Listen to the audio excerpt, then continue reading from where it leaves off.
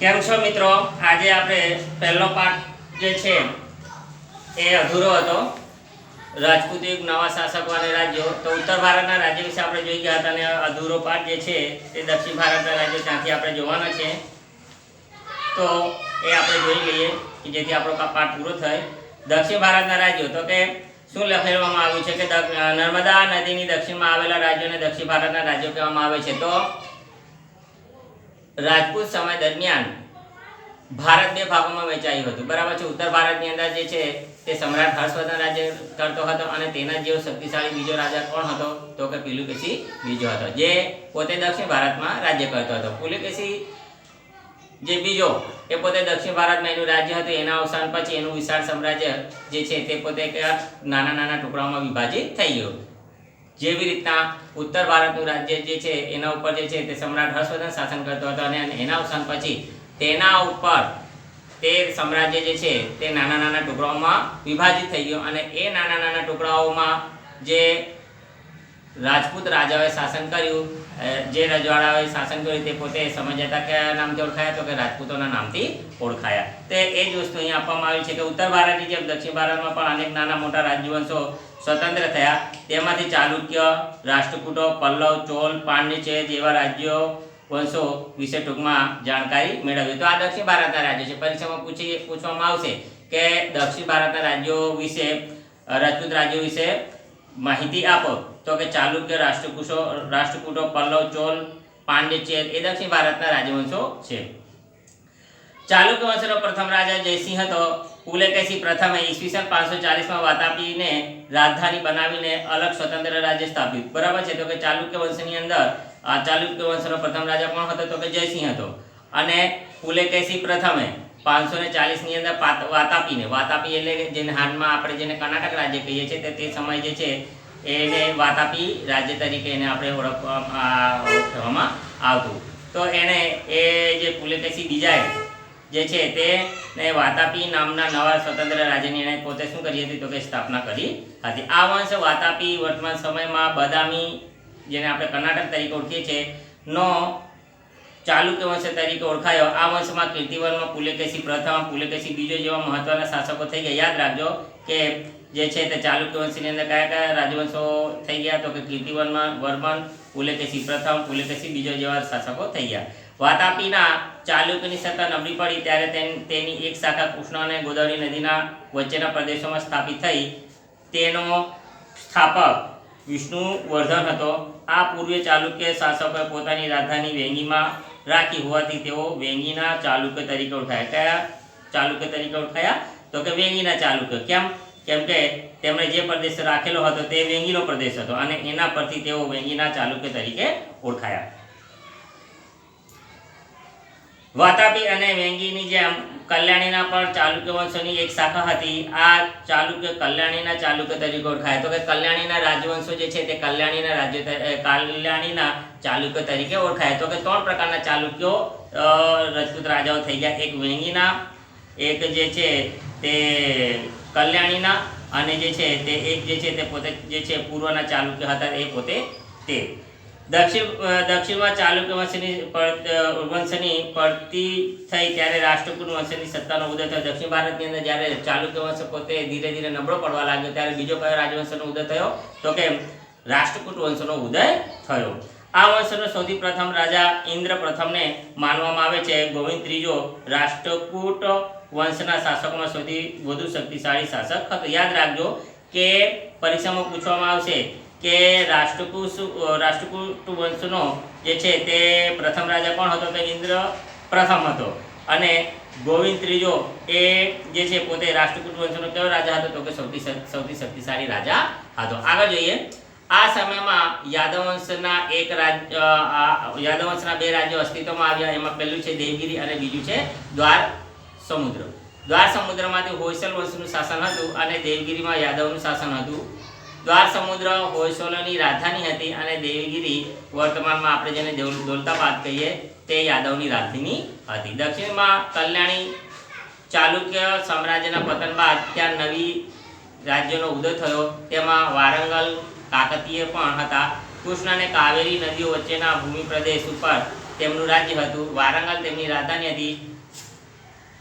આવો જો એક મહત્વનો વંશ પલ્લવ વંશ પણ હતો. તો કે એક બીજા દક્ષિણ ભારતની અંદર બીજો એક વંશ હતો રાજપૂતોનો, તે કયો વંશ હતો? તો કે પલ્લવ વંશ. આ વંશની સ્થાપના બપ્પદેવે કરી હતી. કયા દેવે કોણે કરી હતી? તો કે બપ્પદેવે જે છે તો એણે પલ્લવ વંશની સ્થાપના કરી હતી. યાદ રાખજો.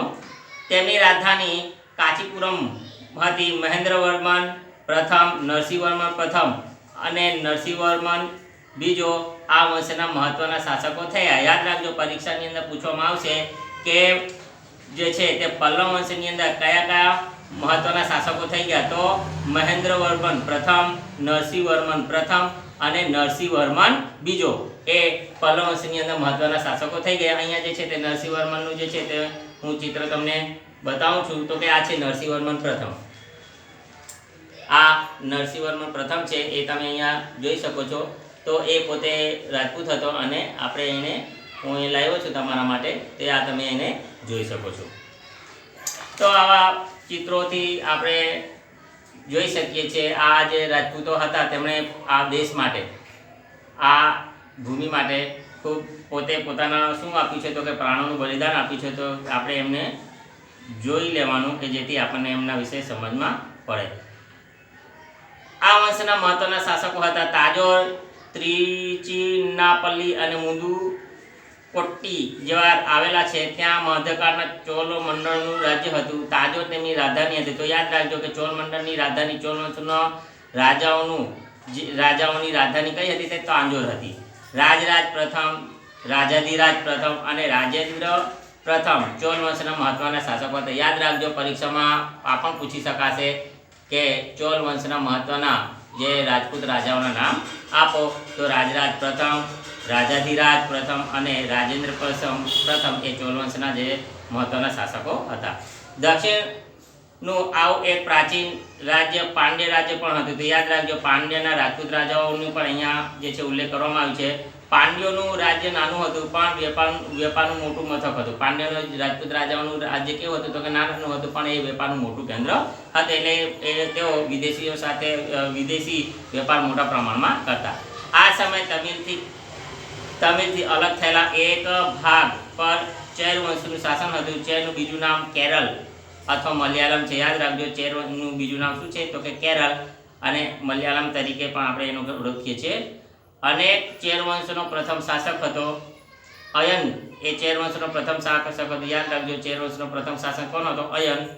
અને સેતુગવન ચેર શાસકોમાં સર્વશ્રેષ્ઠ શાસક હતો. તો કે સેતુગવન જે છે એ ચેર વંશની અંદર રાજપૂત રાજાઓની અંદર સૌથી મહાન શક્તિશાળી એ પોતે શ્રેષ્ઠ શાસક તરીકે એના ઇતિહાસમાં અહીંયા ગણના કરવામાં આવે છે. હવે રાજપૂત યુગની શાસન હતા. તો કે રાજપૂત રાજાઓ જે છે એ પોતે પોતાનું રાજ્ય કેવી રીતના ચલાવતા, કેવા પ્રકારનું તે પોતે શાસન કરતા, પ્રજાની અંદર તેમનું શાસન કરવાની રીત કેવી હતી તે અહીંયા બતાવવામાં આવેલી છે. કે શું કહે છે કે રાજપૂત યુગમાં વિવિધ રાજવંશોનું શાસન હતું. તેમાં એ સમયમાં શાસક રાજવંશોમાં પરિવર્તન આવતા, પરંતુ રાજનીતિક પરિસ્થિતિમાં કોઈ ફેરફાર જોવા મળતી નથી. રાજપૂત યુગમાં રાજાનું પદ વંશ પરંપરાગત હતું. તો કે રાજાનું પદ કેવું હતું? વંશ પરંપરાગત એટલે કે રાજા પોતે ગાદી પર હોય, એના મૃત્યુ પછી કોણ રાજા બને? તો કે એનો દીકરો રાજા બને, એને આપણે કહી શકીએ વંશ પરંપરાગત. બરાબર.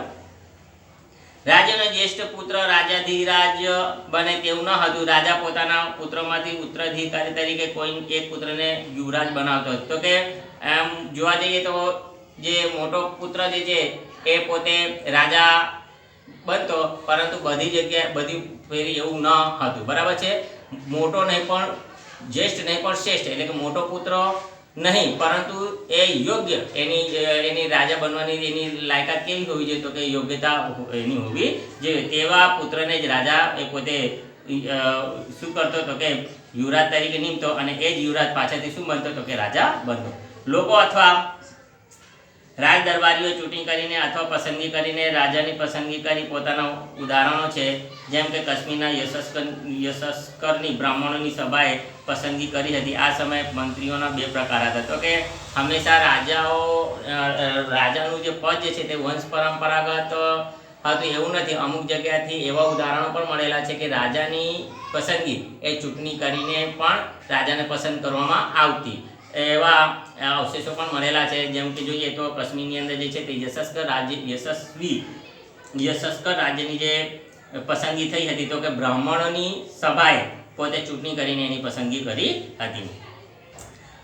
આ મંત્રીઓ બે પ્રકારના હતા, કે આમંત્ય અને બીજું સચિવ. તો કે જે છે બે મહત્વના મંત્રીઓનો અહીંયા ઉલ્લેખ કરવામાં આવે છે. એક આમંત્ય છે અને બીજું સચિવ છે. તો કે આમંત્યનું કાર્ય કેવું હતું? તો કે આમંત્યનું કાર્ય મંત્રણા અને રાજનીતિ કરવાનું, મંત્રણા કરવાની, રાજનીતિ કરવાનું એ કોનું કામ હતું? તો કે આમંત્યનું હતું. અને સચિવનું કાર્ય લડાઈ તથા સુલે કરવાનું, યુદ્ધ કરવાનું બીજા રાજ્યો સાથે, અને સુલે શાંતિ કરવાનું એ કોનું કામ હતું? તો કે સચિવનું હતું.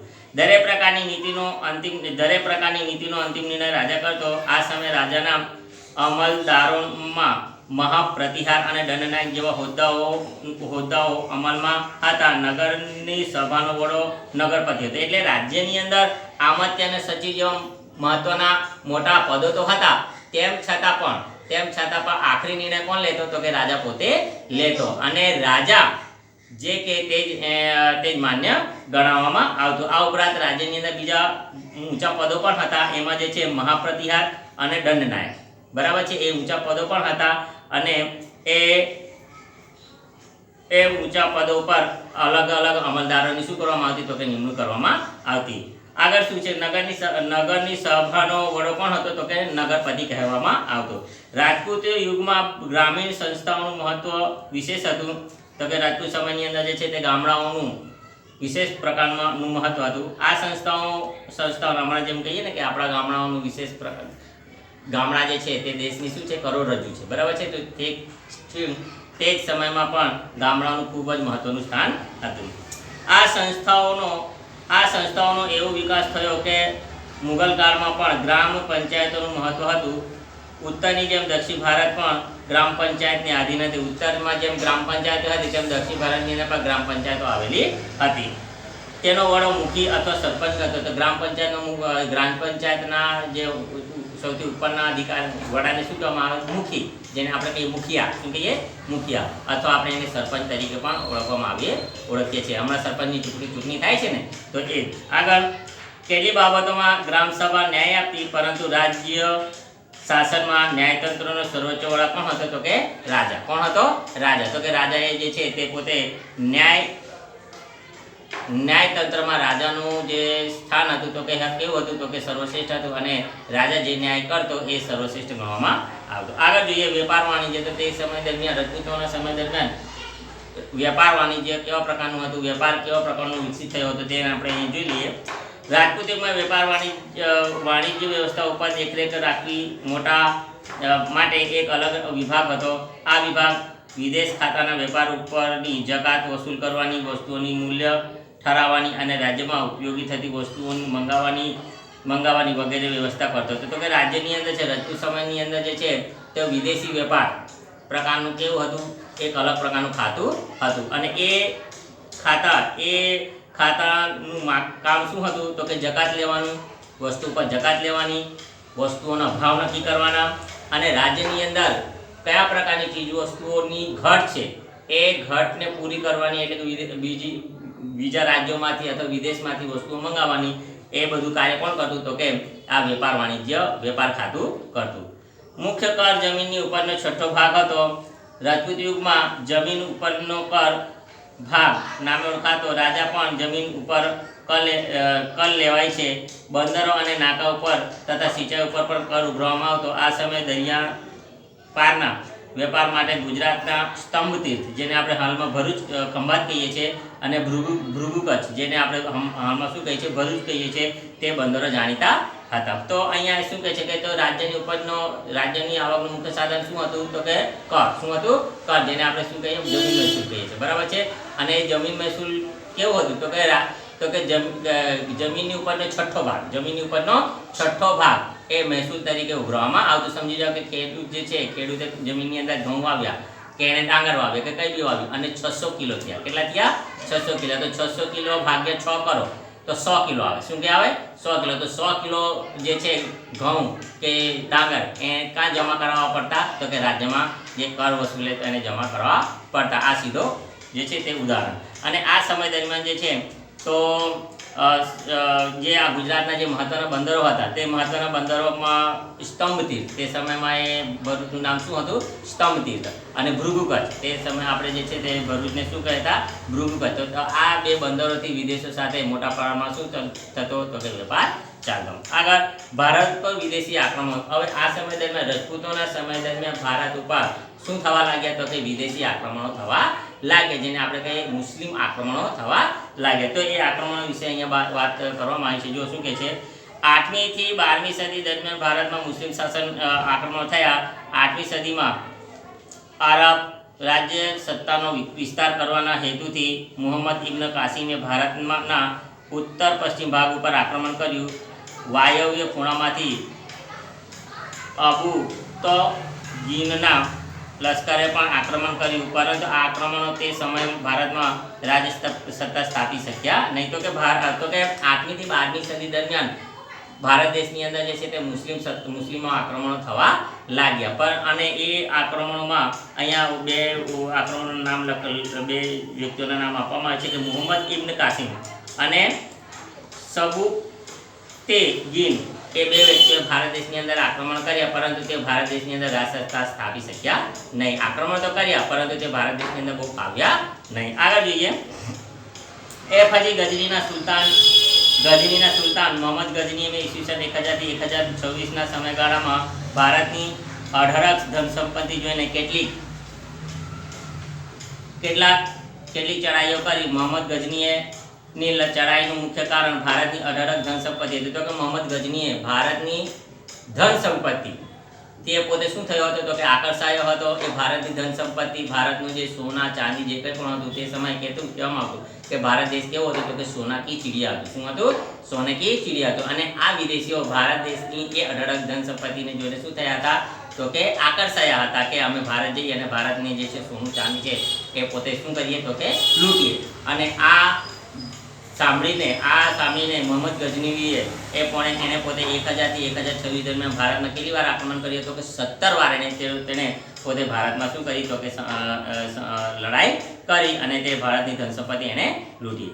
તે એક ચડાઈ પછી બીજી ચડાઈ કરતો અને દરેક વખતે વધુ તાકાતવર થઈને ભારત પર ચડી આવતો. બરાબર છે. એક ફેરી એ પોતે ભારત દેશમાં યુદ્ધ કરતો, હારતો, તો બીજી ફેરી વધારે શક્તિ લઈને, વધારે તાકાતવર થઈને એ પોતે વધારે સૈન્ય સંગઠન લઈને પોતે ભારત દેશ પર એ પોતે શું કરતો? તો કે હુમલો કરતો. ને આ કોણ નહીં સમજી શક્યા? તો કે ભારત દેશના રજપૂત રાજાઓ સમજી શક્યા નહીં કે એ પોતે એક થાય અને આ વિદેશી શક્તિઓનો શું કરે? તો કે મુકાબલો કરે.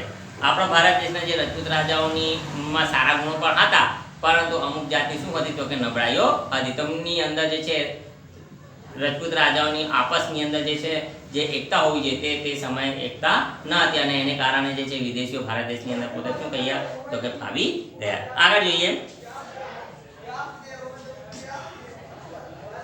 ચડ્યા તો આ સમય ભારતમાં શાસકો એક થઈને શક્તિશાળી સેના બનાવી ન શક્યા. પરિણામે ઈસવીસન 1026માં તેને સોમનાથ ઉપર ચડાઈ કરીને અઢળક સંપત્તિ લીધી. તો તે આ જે છે મોહમ્મદ જે છે તે મોહમ્મદ ગજની એ પોતે એને 1000 થી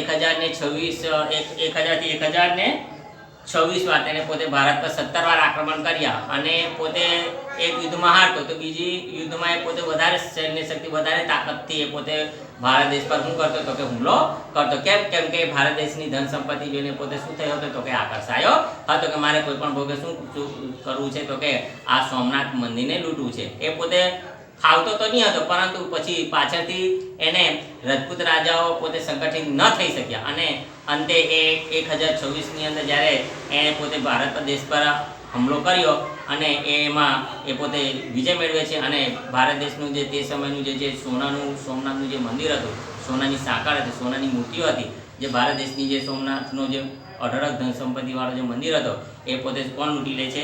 તો કે આ મોહમ્મદ ગજની પોતે લૂંટી લે છે અને પોતે ચાલ્યો જાય છે.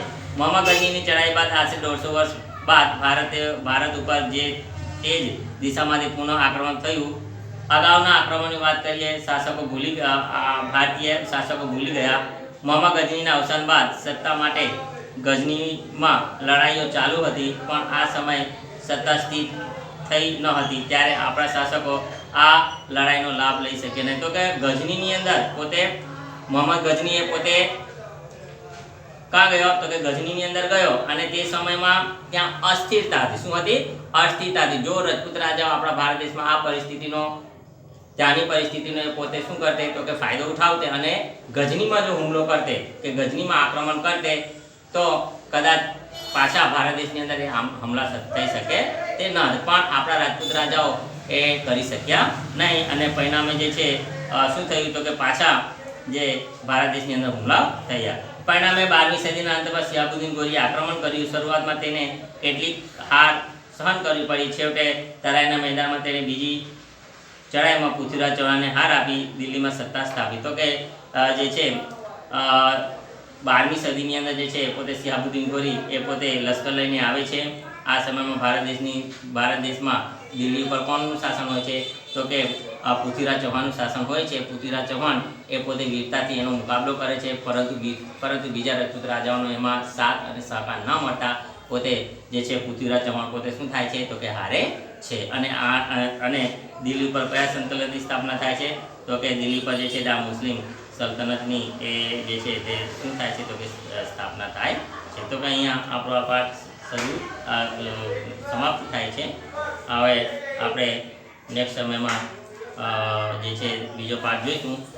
તો ત્યાર સુધી આપણે અહીંયા પૂર્ણ વિરામ મૂકીએ છીએ. નમસ્કાર. બંધ.